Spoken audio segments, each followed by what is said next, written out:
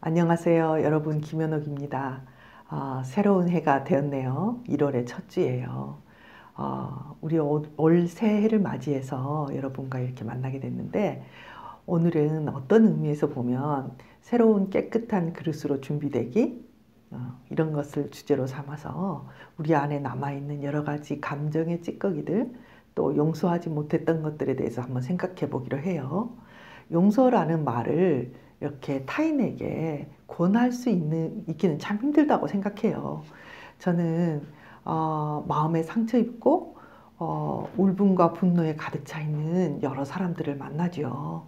그분들의 마음속에 있는 괴로움과 그 상처들을 이렇게 들을 때면 제가 선뜻 상담자로서 용서를 권할 수도 없고 용서하라고 말할 수도 없는 경우가 너무도 많아요. 조그마한 상처부터 시작해서 너무나 깊고 아픈 상처 때문에 용서라고 언급할 수조차 없을 경우가 대부분이랍니다. 그런데 이제 첫 시간을 맞이하면서 저는 여러분에게 여러분 용서해야 됩니다 라고 말할 수는 없을 것 같아요. 왜냐하면 실은 당한 사람의 고통은 그 누구도 이해할 수 없거든요. 본인 외에는 그게 얼마나 괴로웠는지, 얼마나 아팠는지, 정말 얼마나 복수하고 싶은지 그건 아무도 알 수가 없어요. 그래서 그 누구에게, 우리가 다른 누구에게 당신 용서하세요, 뭐 용서해야 됩니다, 이제는 용서해야 되지 않겠어요? 라고 말하는 게 의미도 없거니와 별로 그렇게 할 수 있을 만한 것이 아니죠. 그래서 이 시간에는 우리 각자가 우리 자신에게 이 용서라는 것이 무엇인지만 생각해보는 그런 시간이 되었으면 좋겠어요. 몇 해 전에 저희 그 기독교 학회에서 주제가 뭐였냐면, 꽤 오래된 것 같아요. 주제가 용서였어요. 그 용서를 주제로 여러 교수님들이 자신들의 연구를 발표하고 토론했던 적이 있거든요. 그때 그 용서에 대해서 결론이 안 나죠. 물론 용서는 해야 되는 것은 맞고 우리 정신적인 건강으로도 해야 되는데, 용서를 하라 마라 왜 안 하니? 라고 말할 수는 없는 것이다. 그래서 결국 그때 결론이 어떻게 났던 것 같냐면, 지금 저도 거기에 굉장히 동의하고, 그게 뭐냐면 용서는 과정이다. 용서는 용서해야지 그러면 딱 되는 게 아니라는 거죠. 우리가 학교 졸업해야지 그렇다고 해서 학교가 졸업되는 게 아니잖아요. 학교는 어떻게 졸업해요? 1학년 다니고 2학년 다니고 3학년 다니고 4학년 다니고 그래야 졸업장이 나오는 거죠. 그런 것처럼 용서도 어떤 심리적인 과정을 거쳐서 결국 용서에 다다르게 되는 것이다. 그래서 중요한 것은 그 용서의 방향으로 우리가 방향을 바꾸고 그쪽을 바라봄으로써 이제 그 졸업의 과정이 시작이 된다라고 볼 수 있다고 생각해요. 자, 여러분, 우리는요 굉장히 복잡하고 또 많은 사람들과 함께 살아가고 있어요. 어렸을 때부터 우리가 상처 입기도 하고 또 사회생활 중에 상처 입기도 하죠. 우리는 과중한 스트레스를 받고 있고요. 또 엄청난 변화 속에서 살아가고 있어요. 그래서 우리는 깊은 상처를 받을 수 있고요. 그 깊은 상처 때문에 분노, 우울, 복수심, 두려움의 소용돌이 속에서 살아가기도 해요. 저도 이제 거의 60년 가까운 세월을 살아보니 어찌 상처받지 않았겠어요. 많은 상처를 받았죠.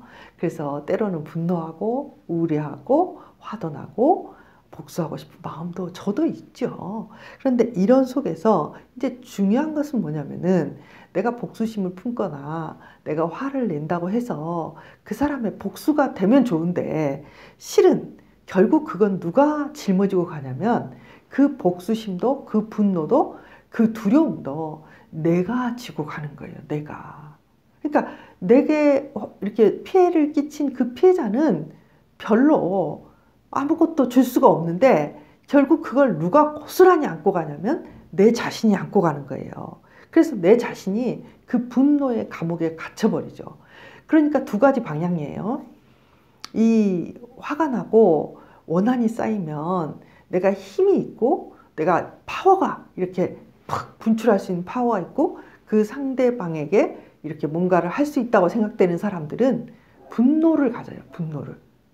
그런데 그러지 않고 무기력하고 내가 이렇게 약하다고 생각하는 사람들은 어떠냐면은 그 분노가 자기를 향하게 돼요. 그럼 그 뭐가 되냐면 우울이 되는 거예요.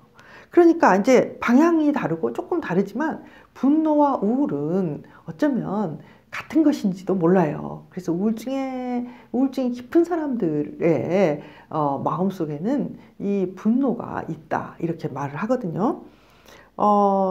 그러면은 용서라는 것은 무엇이냐 하면 용서는 실은 내 자신이 휘말려 있는 그 분노의 고리를 끊는 것, 그 엄청난 내 자신을 가두고 있는 감옥에서 나오는 것이라고 볼 수 있죠. 그래서 사람들은 용서받을 때보다 용서할 때 굉장히 행복해진다고 해요. 또 용서를 하잖아요. 그러면은 교감신경과 부교감신경 중에서 부교감신경이 활성화가 됩니다. 아시죠? 여러분 지난 시간부터 우리가 설명을 했으니까 교감신경은 훨씬 더 우리를 긴장시키고 에너지를 막 끌어오르게 하고 뭔가 우리의 온 몸을 작동시켜서 뭐 용수초처럼 뭔가 힘이 튀어나오게 하면서 우리를 이렇게 사용하는 거라면 부교감신경은 우리를 평화롭게 하고 이완시키고 뭔가 이렇게 조용하게 만드는 그런 거라고 여러분에게 말씀드렸죠. 그렇다면 용서라는 말은 어떤 의미일까? 용서라는 말을 엔라이트라는 심리학자는 상대방에게 부정적인 감정, 그러니까 분노나 미움 같은 부정적인 감정이나 판단, 비난, 비판 이런 판단, 그 다음에 행동, 복수나 처벌 이런 행동을 버리고 동정심이나 사랑이나 이렇게 도움을 주고자 하는 행동 쪽으로 이렇게 마음이 바꿔지는 것을 용서라고 말했어요. 또 어떤 학자들은 이게 이제 패턴이라는 사람은 이렇게 말했어요. 용서라는 거는 무엇을 하는가가 아니라 발견하는 것이다. 좀 되게 특이한 말을 했죠. 그게 무슨 말이냐면은 나에게 해를 끼친 사람이 진짜 나쁜 놈이고 그 놈이 진짜 악한 놈이고 정말 천하에 있어서는 안 될 놈이 아니고 나나 그 사람이나 실은 본질적으로 닮아 있다는 것을 발견하는 것, 그것이 용서라고 말했어요. 되게 심오한 이야기죠. 그래서 그런 것들을 깨닫고 내가 용서를 하거나 말거나 하는 위치가 아니라 실은 나도 그런 죄인이다. 나도 그런 약점이 있고 내가 그 입장이라면 나도 화가 났을 거다. 나에게도 그런 추악한 측면이 있다라는 것을 인식하고 그 인식을 이렇게 가지고 하는 것이 용서다라고 말했고요. 자, 그럼 용서라는 것은 뭐냐면은 결국은 어떤 거냐면 자기의 손상을 줄이는 행위다라고 말을 했어요. 이게 좀 어려운 이야기인데요. 저도 굉장히 동의를 해요. 여러분, 제가 어떤 사람이 다른 사람을 비난하고 왕따시키는 것에 대해서 굉장히 제가 싫어하고 그 사람 미워한다면 이건 이제 어떤 행위가 되냐면 심리적인 면에서 본다면 이런 거예요. 나라는 인간 속에도 다른 사람을 비난하고 싶은 마음이 있겠죠. 한쪽 측면에. 또 어떤 사람이 미워서 저 사람을 왕따시키고 싶은 마음이 있겠죠. 그럼 내가 그를 미워하고 용서하지 못한다는 말은 무슨 말이냐면은 내 마음속에 있는 그런 측면을 아주 싫어하고 그것을 굉장히 터부시하고 그걸 말하자면 나에게로부터 떨어져 나가게 할 수는 없지만은 어느 정도 나에게 분리시키다시피 이렇게 막아버리는 걸 의미해요. 그러니까 내가 어떤 사람을 굉장히 미워한다는 거는요, 내 속에 있는 어떤 요소들을 미워하고 그 요소들을 마치 없는 것처럼 버리는 것과 같다는 거죠. 그래서 자기 손상의 고통이라는 것은 실은 굉장히 힘들어요. 이 고통, 자기 손상의 고통은 반드시 삶 속에 어떤 측면으로 드러나게 돼 있어요.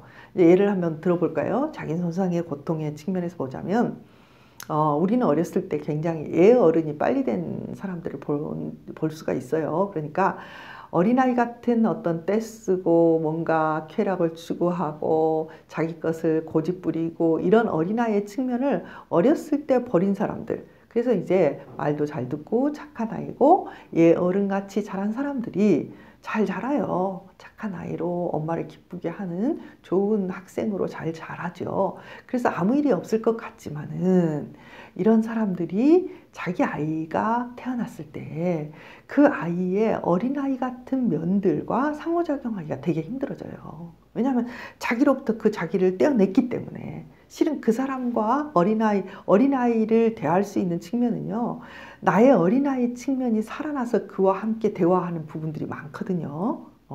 그래서 이제 자기가 손상되고 자기를 이렇게 억누르고 떼어내면 그 부분들이 항상 삶에 영향을 미치게 돼 있어요.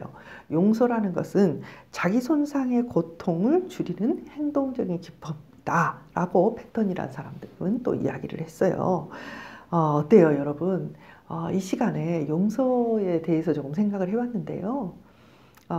용서는 되게 어려운 일이죠. 그래서 여러분들이 이제 이 시리즈, 행복 시리즈 중에 용서라는 파트를 한 서너 개로 여러분과 이야기를 해볼 텐데, 이 시간에 여러분이 용서해야지 또는 용서하지 말아야지 뭐 이런 게 아니라 그냥 용서의 쪽을 향해서 한번 생각을 해보는 시간이 되었으면 좋겠어요. 가령 이런 것이 있지 않겠어요?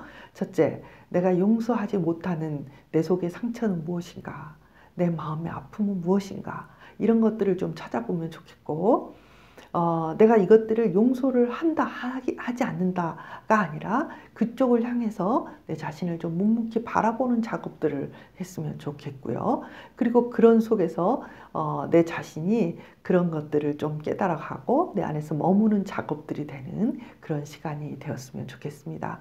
여러분, 용서하지 않는 마음, 제가 만났던 사람들은 그런 이야기를 했어요. 너무나 분하고 너무나 힘들어서 내가 여기서 용서해버리고 이거를 놔버릴까봐 난 절대로 그렇게 하지 않겠다. 너무나 원한이 맺혀 있고 내가 상처 입었는데 만일에 내가 이 기억을 없애버리고 이걸 놔버리면 나는 어떻게 하란 말이냐, 이런 거죠. 그 마음 여러분 아시겠죠? 얼마나 아프고 힘들면 그런 말을 하겠어요. 그래서 그분에게 그냥 용서하세요 라고 말하는 거는 정말 웃기는 이야기죠. 그렇지만 그걸 그냥 놓지 않고서라도 한번 이 용서라는 것을 바라보고 생각해보고 그 안에 머물러보는 그런 시간이 되었으면 좋겠습니다. 나는 무엇을 용서하지 못하고 있는가? 또 나는 왜 그것이 용서되지 않는가? 내게 그것은 어떤 영향을 미치고 있는가? 이런 것들. 그래서 다음 시간에는 진짜 용서인 것과 용서가 아닌 것은 무엇이고 또 용서의 과정들은 어떤 것들이 있는가에 대해서 한번 이야기해 보기로 할게요. 여러분 다음 시간에 또 만나요.